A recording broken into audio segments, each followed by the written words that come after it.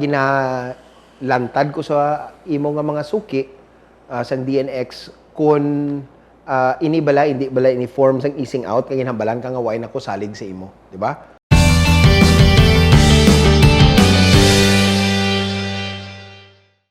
You've tasted empanaditas and buns, but have you ever tasted papas con chorizo, curried chicken, pulled pork, double cheese, and tuna basil?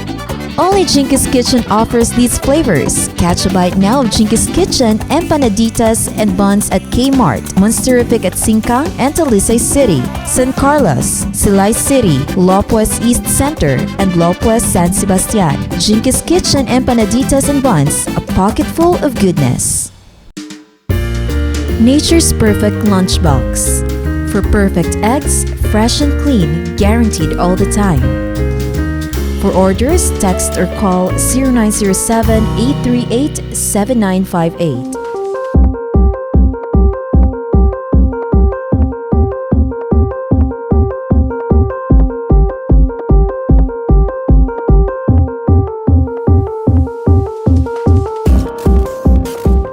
How was the weekend for you, Councilor? Actually, it's a very, very long, very, very dark para sa akon masinulubon nga weekend for me. For the first time in a long time. Some people might say nga drama ka lang subong. No, you know, you have to understand ang pag-updanay na mo ni Mayor Bing has spanned 2 decades. No? Since 1998, wala pa niyang Grupo Progreso, I started my political career with Mayor Bing. 23 years ago, wala ko nakasaylo, wala ko maging pinilian ng iban. I was always been with Mayor Bing. For the plain and simple reason, I do not consider him as wala ko igalantaw si as my political amo or political master. At the time, ang akon pananawan kay Mayor Bing, nagasang-ayon ang amon nga panindugan sa kundiin mapakadto ang syudad sang Bacolod. And I think to a certain point na lambot na namon, we have achieved that. Nagupod ka kay Mayor Bing, antes pa man nga nagtuhaw ang Grupo Progreso. Yes, 1998, 23 years ago. 1998 actually was the time nga napierdi siya. Yes, that is correct.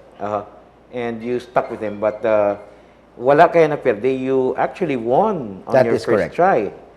And how would you describe that 20-year political partnership? Well, ang political partnership ta has, after nakabalik si Mayor Bing, because he did not make it in 98,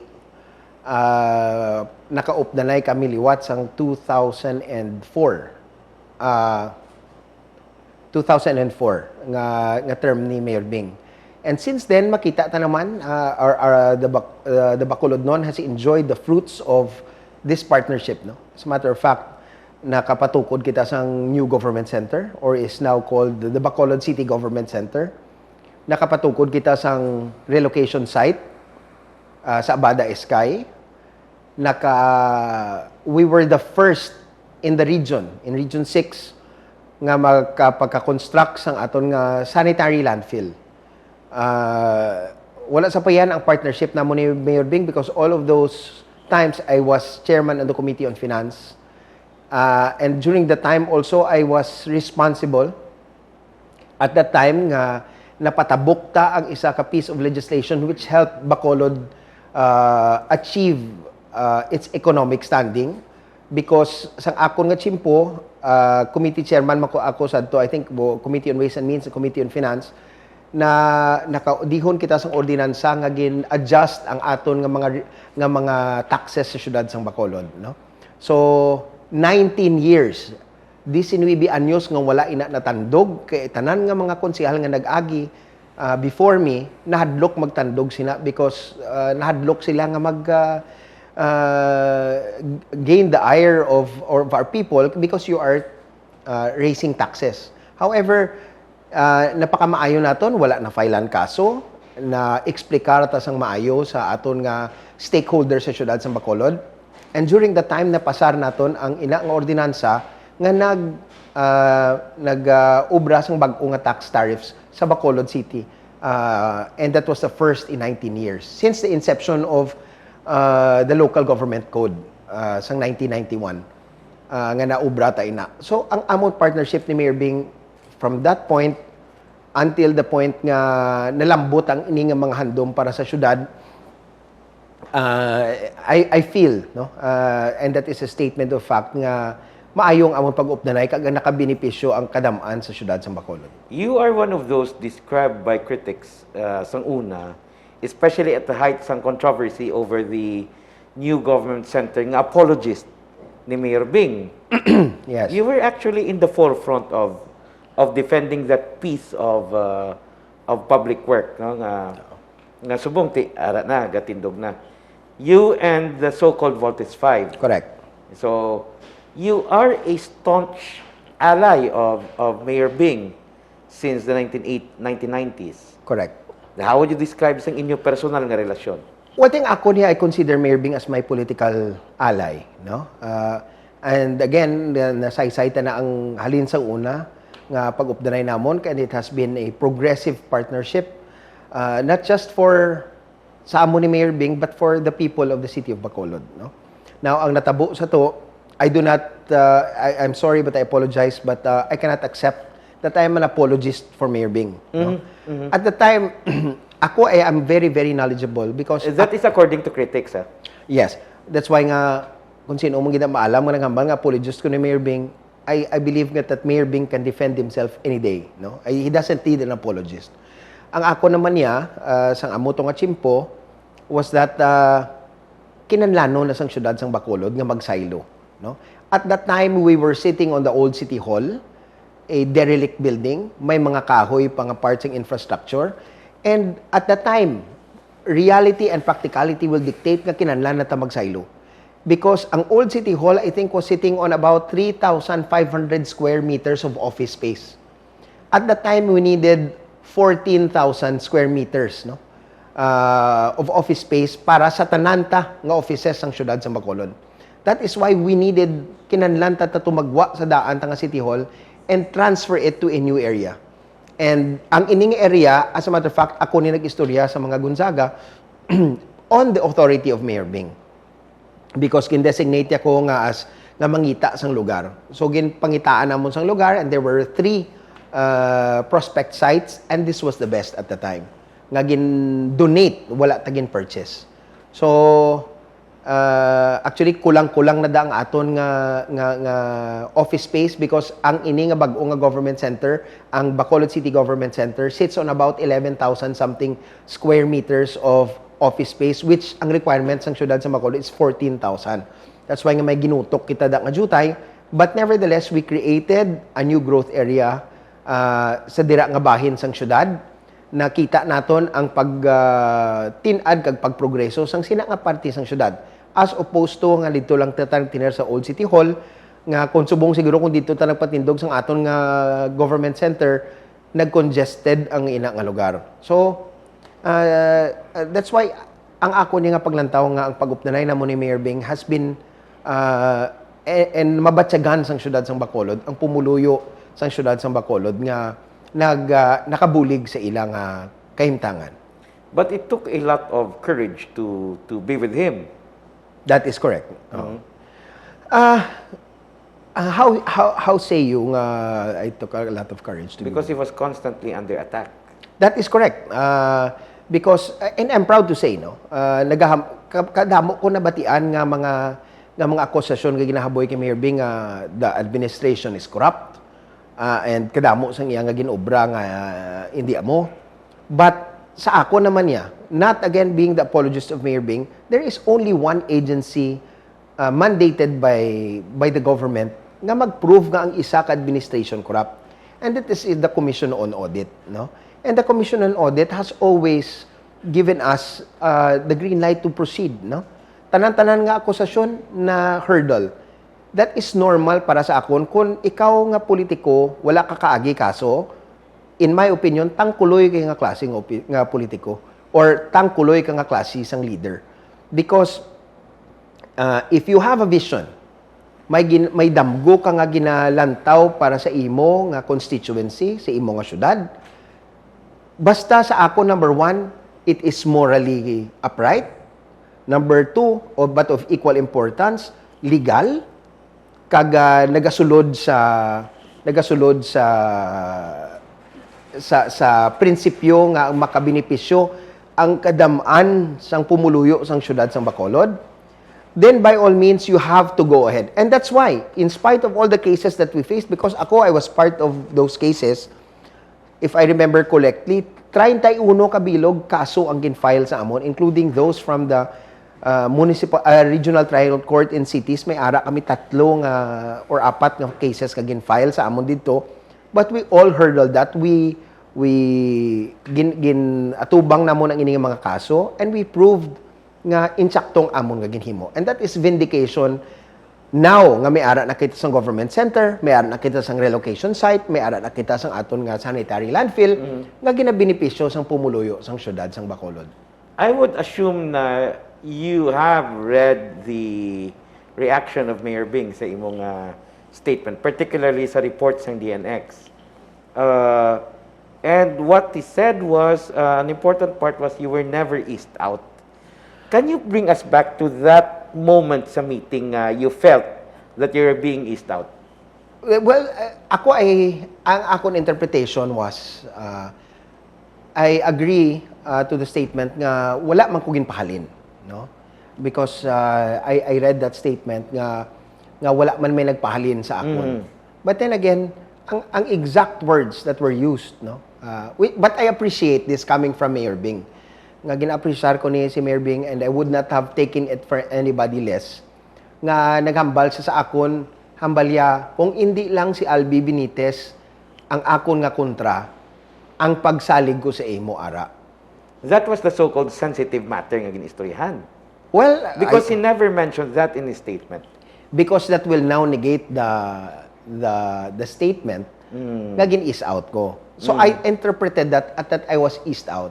Now, sa isa ka pag-inupdanay, whether it be pagigugma, whether it be negosyo, whether it be, in this case, politika, kung ang isa ka tao or ang imong upod sa sina nga buluhaton, wala na sang pagsalig sa imo.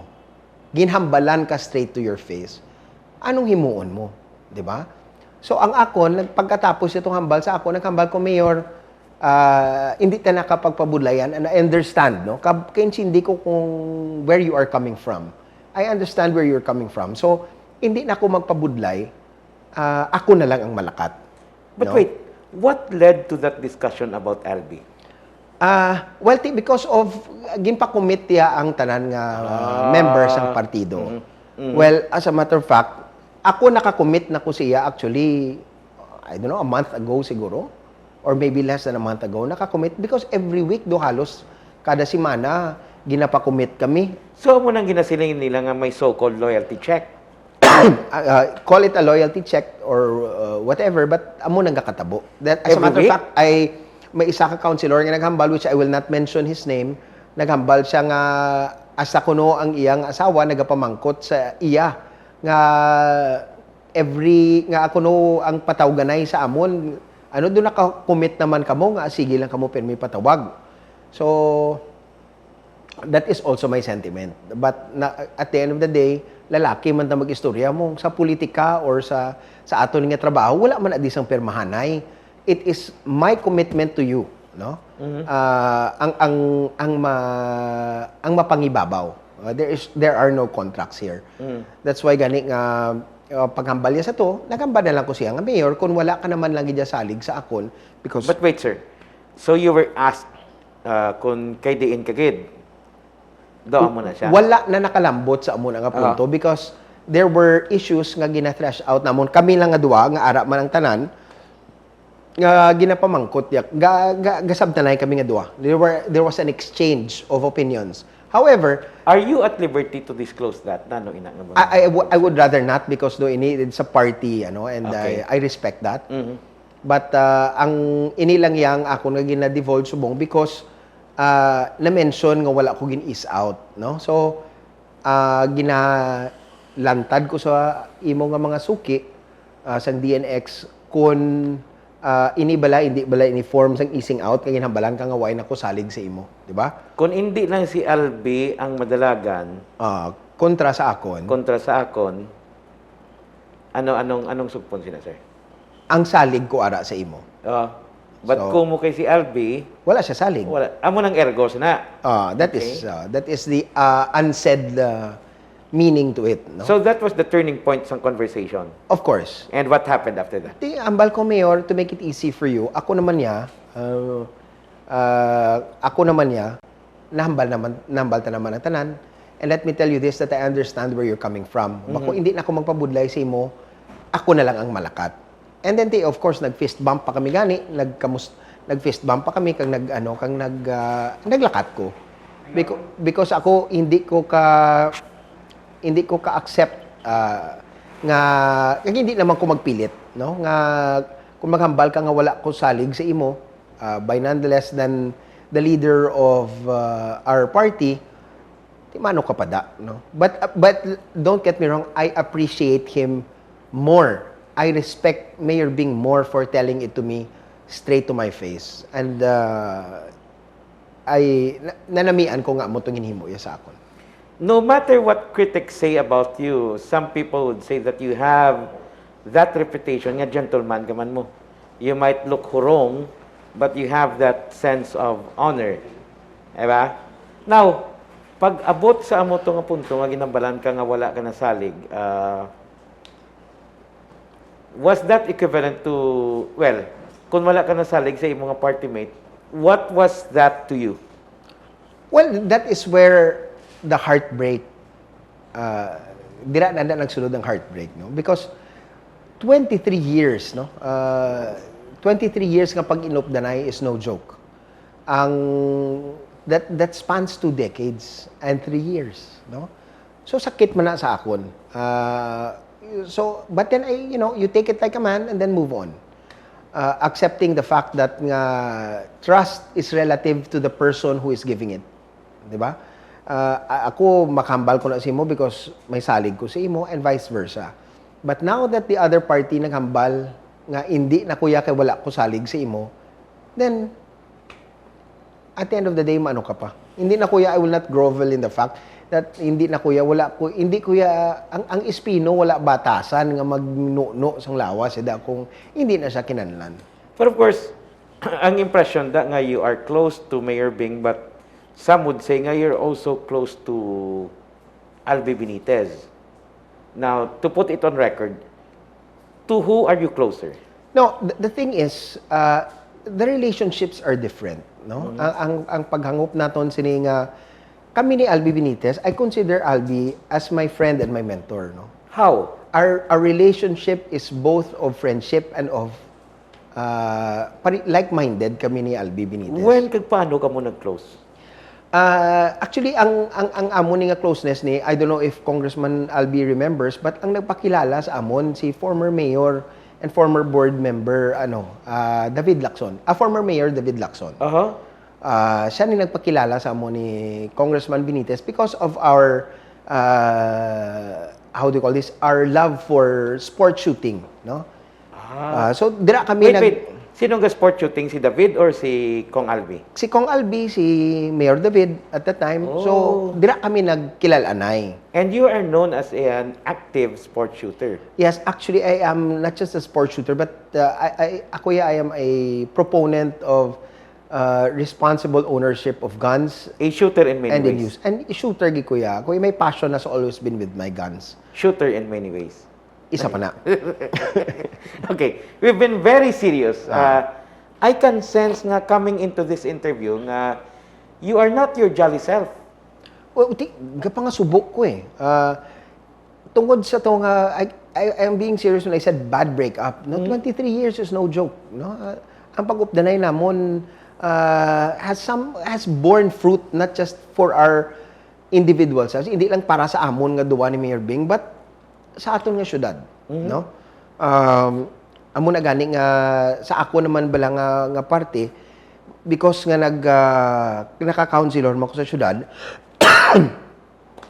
I have achieved in so many ways as a member of the City Council of Bacolod, no?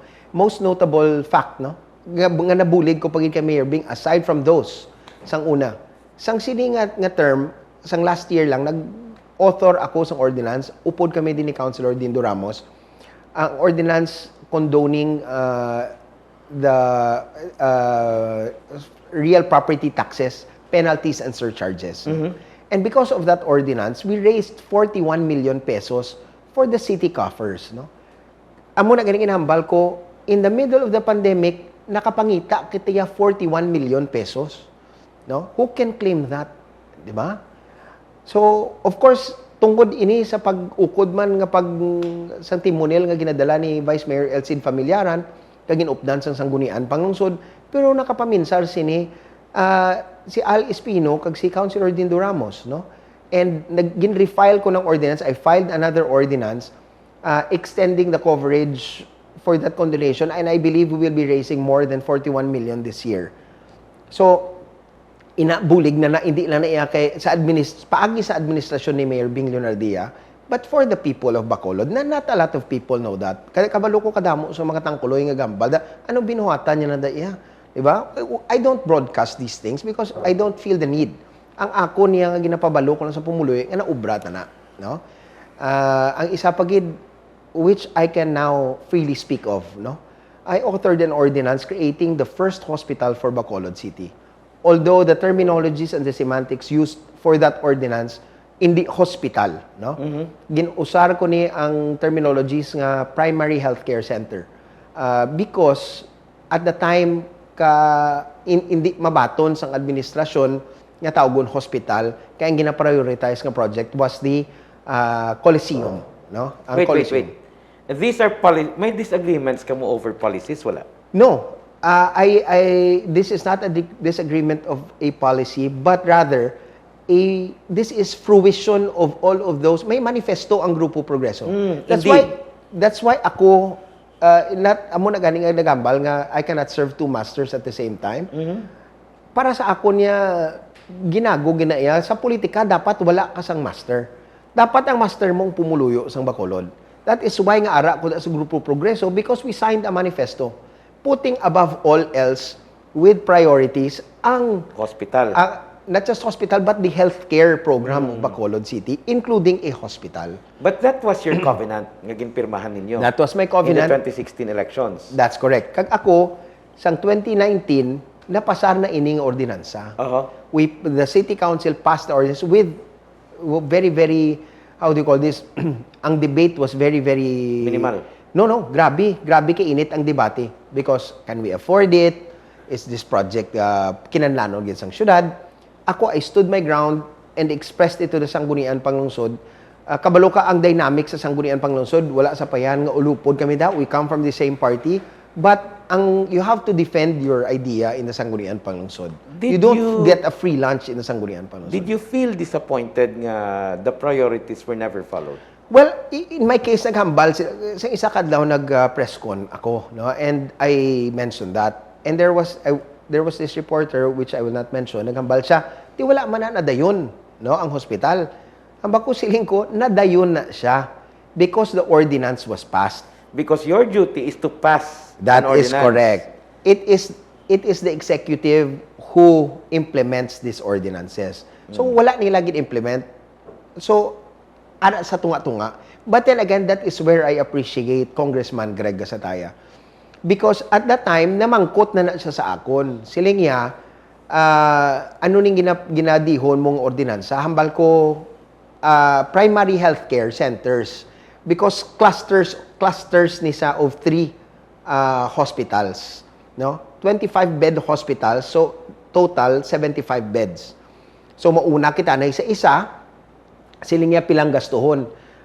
Our studies show that at that time, ang kinanlantang nga budget is somewhere between 150 to 170 million pesos. 70 million will go to the infrastructure component of the project. The 100 million will compose for salaries and wages kag equipment para sa hospital. No? We will employ no less than 80 healthcare personnel for this project. So siling niya, ako bahala mangita sang kwarta para sa structure, ang syudad mangita sang duta, kamo lang niya sa staffing. No? So kay wala ini na dayon, wala ini na accomplish ang executive during this time because napasari ng ordinance October 2019, wala na pasar, wala na implement.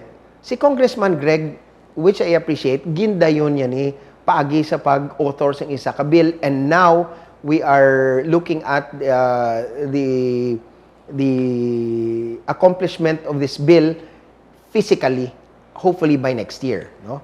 So, but I feel nga nakakontribute ko kay Kong Greg, kinamangkot na siya sa akon kung ano ang components nga ginakinanlan. So I fed him the components of that hospital, and I hope in my little way nakakontribute ko kay Congressman Greg.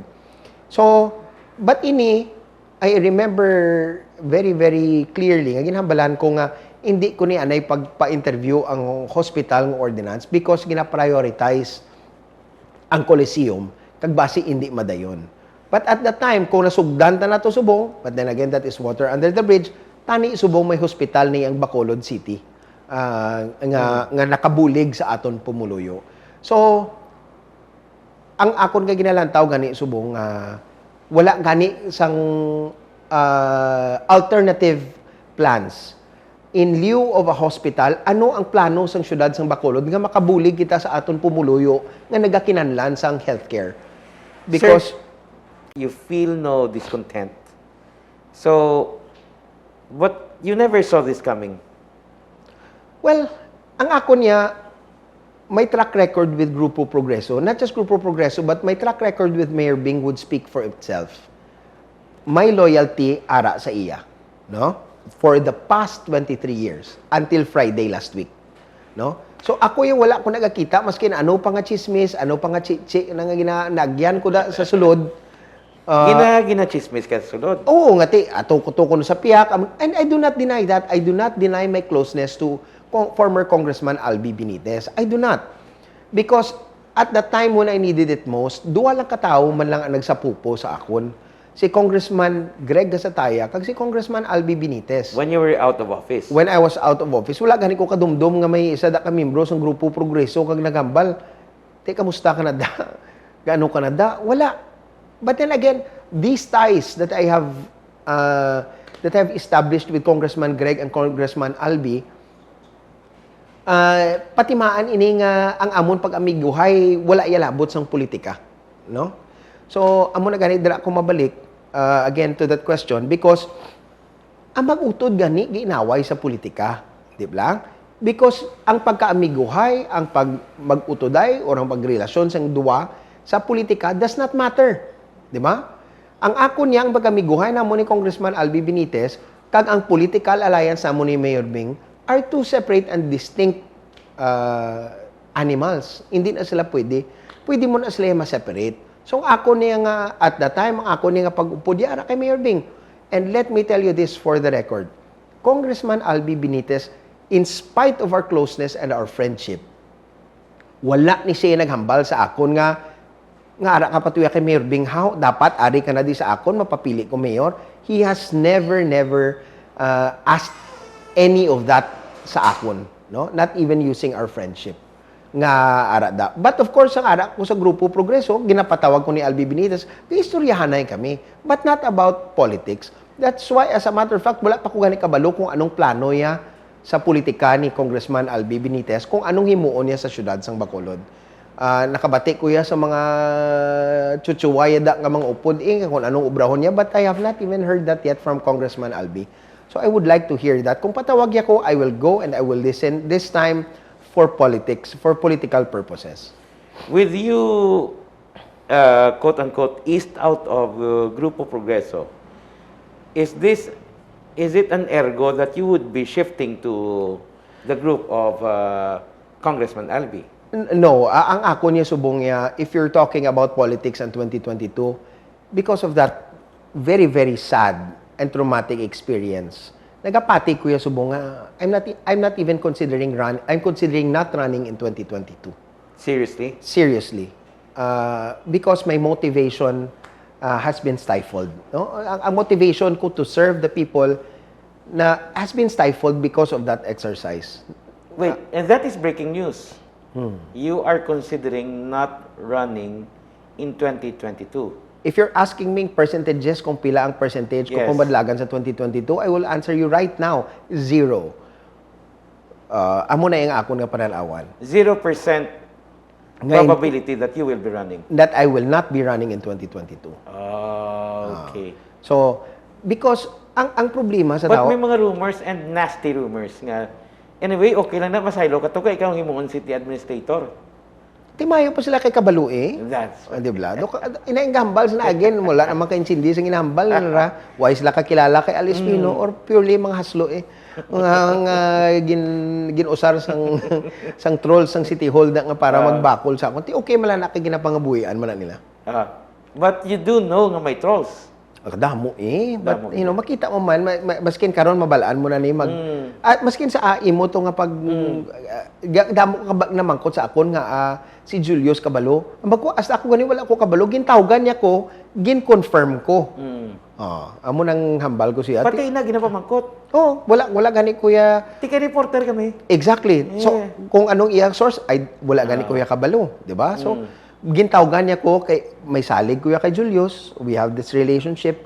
Nagtawag siya sa akon kay gin-confirm ko nga mo tong natabo. And I never used the word kick out, ginpahalin, wala. Because wala man may natabo nga ginsipa ko or ginpahalin ko. Ang natabo is out because kinabalan ka na sang tao nga wala siya salig sa imo. Sagay ka pa dial tumbo-tumbok ang maghambal nga batuna ko kay kaluluoy gid sa akon. Hindi niya si Al Espino muna. I would not take up much of your time because I know you are going through a difficult process, Subong, as you have said. And how would you describe yourself right now? Broken. Is this the first time na wala ka partido? No, well, again, dira naman, I am a bona fide member of the Nationalist People's Coalition. Amo na gani kambal sa political butterfly, gani na, tumbak-tumbak, pula-puti, inang balimbing. Sa tanan-tanan da nga upod, maskin upod ko da sa politika sa grupo Progreso, sino da nagatumbak-tumbak sang wala sa poder si Mayor Bing sa diin sila. Di ba? Sino da nga halin sang 1998 or halin sang pagsugod ara kay Mayor Bing, I can claim that. Wala ko yung may ginsailuhan nga other political parties. My national party also has always been with NPC. Up to this day, I am with NPC. No? But we have to clarify nga ang NPC, I mean, for the benefit of those nga basi bala atong hambal nimo nga ano tong term gamit mo? Ang dinstuman? Atong letter T. Tangkoloy? Ang meaning ka NPC is not Negros Press Club, ha? Nationalist People's Coalition. Yes. All right. Yes. Consider, on that note, I would like to thank you and basi may dugang ka pa and ibilin. Well, ang ako na lang subong, of course, ang hambal ni tatay ko sa akon, huwag kang magsalita ng patapos. If you're asking me kung anong akon intent for 2022, amo na lang hambal ko, sa subong may 0% chance of running. Kung pamangkuton mo ko kung ano ang plano, ako, I'm not shutting the door simply because nga I need to find my motivation. No?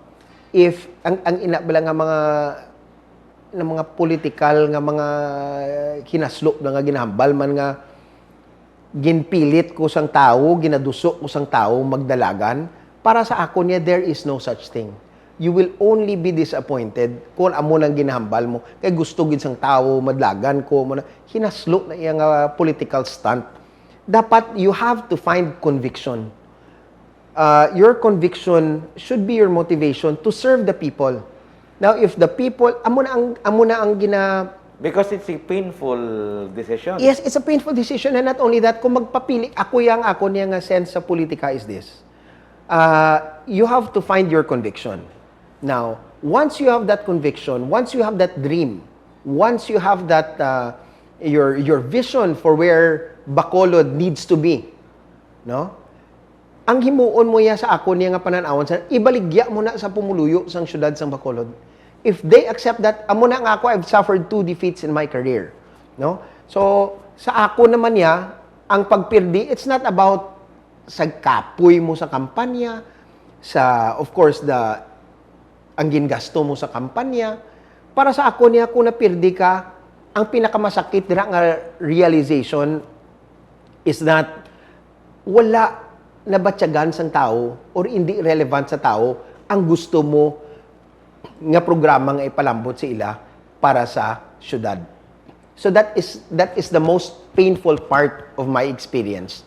Kadua, I've suffered two defeats in politics and that is my amo na yung akon nga pagbaton sina.